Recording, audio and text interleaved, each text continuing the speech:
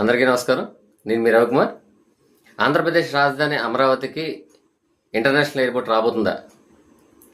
Already Gannavaram దగ్గర ఉన్న international airport సరిపోతుందిగా మనకి.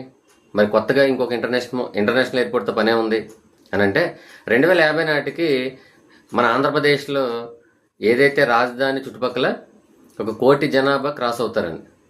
మరి ఆ టైంలో ప్రజల దగ్గర నుంచి మనం ఏదైనా భవిష్యత్ అవసరాలని, ఈ సదుపాయాలని మనం నెరవేర్చుకోవాలనుకుంటే ఆ టైంలో ప్రజల దగ్గర నుంచి ల్యాండ్ని ఎక్విజిషన్ చేయలేం.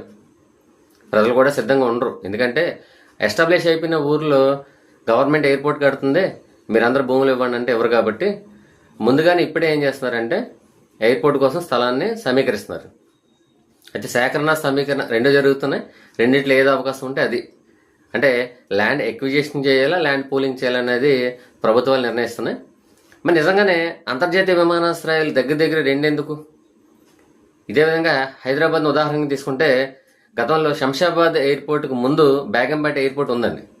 మరి బేగంపేట ఎయిర్పోర్ట్ ఉండగా చాలామంది ఆ రోజు విశ్లేషకులు చెప్పారు ఏమనంటే, ఎందుకు ఆల్రెడీ ఇంటర్నేషనల్ ఎయిర్పోర్ట్ ఉంది, పక్క రాష్ట్రాల్లో కూడా పెద్ద పెద్ద ఇంటర్నేషనల్ ఎయిర్పోర్ట్స్ ఉన్నాయి కదా, హైదరాబాద్కి ఇంకో ఇంటర్నేషనల్ ఎయిర్పోర్ట్ దేనికని చెప్పి అన్నారు.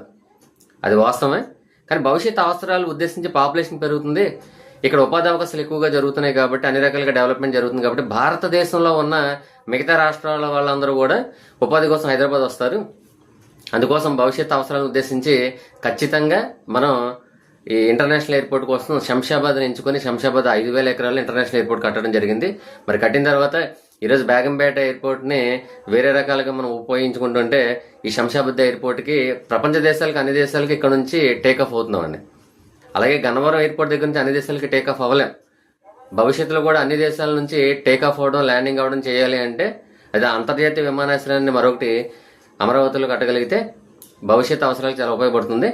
అందుకోసం ఈ ప్రభుత్వాలన్నీ కూడా ఏంటంటే ఇంకా ఎస్టాబ్లిష్ అవ్వక ముందే ఈ కార్యక్రమాలన్నీ చేస్తే ఖచ్చితంగా ప్రజలకు ఉపయోగపడుతున్న ఉద్దేశంతో ఇంకొక ఇంటర్నేషనల్ ఎయిర్పోర్ట్ శాంక్షన్ చేశారు. ఇదైతే ఖచ్చితంగా భావితరాలకు, చుట్టుపక్కల ఉన్న ప్రజలందరికీ కూడా చాలా రకాలుగా ప్లస్ అవుతుంది. ఎలా అంటే అక్కడ భూముల ధరలన్నీ పెరుగుతూ ఉంటాయి. ఇన్వెస్టర్స్ ఎవరైనా ఇన్వెస్ట్ చేసుకోవాలనుకుంటే ఖచ్చితంగా ఆ సరౌండింగ్స్ ఎక్కడైనా మనం ఇన్వెస్ట్మెంట్ చేసుకోవచ్చండి. అంటే ఇదనే కాదు, ఇంటర్నేషనల్ ఎయిర్పోర్ట్ ఒకటే కాదు, మిగతా ఏ డెవలప్మెంట్స్ వచ్చినా సరే, డెవలప్మెంట్స్ వచ్చే చోటకి మనం వెళ్ళి ఇన్వెస్ట్మెంట్ చేసుకోగలిగితే ఖచ్చితంగా ఇన్వెస్ట్మెంట్స్ రిటర్న్స్ బాగుంటాయి, అంటే అప్రిసియేషన్స్ బాగుంటాయి, స్థలాల రేట్లే పెరుగుతూ ఉంటాయి. అయితే ఖచ్చితంగా ఆంధ్రప్రదేశ్ రాష్ట్రానికి ఇంకొక ఎయిర్పోర్ట్ అవసరం చాలా ఎక్కువగా ఉందండి. అందరికీ నమస్కారం అండి, ధన్యవాదాలు, థ్యాంక్ యూ.